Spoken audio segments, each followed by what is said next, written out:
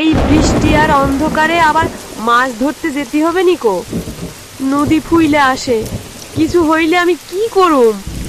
তুই কিছু ভাবিস নিকো, আমার কিছু হবে ক্লাই। আজ না গেলে কাল হাড়ি চড়বে ক্লাই। পোলা দুইটা সারাদিন না খেয়ে থাকবে। দুগ্গা দুগ্গা রক্ষে করো ঠাকুমা।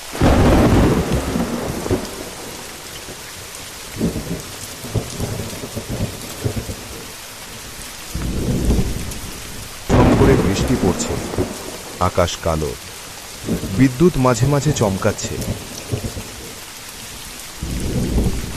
জাল কাঁধে করে নদীর দিকে রওনা দিল। বাড়ি থেকে নদীতে যেতে হলে একটা ঘন জঙ্গল পেরোতে হয়।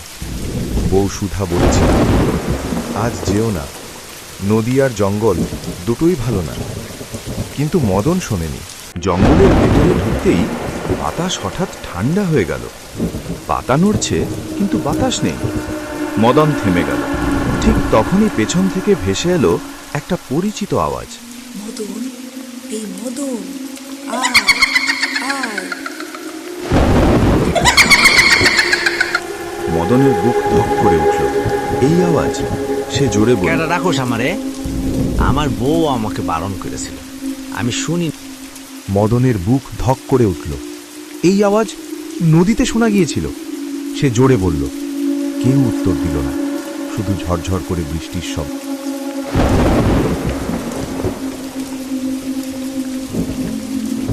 ছপ ছপ ছপ।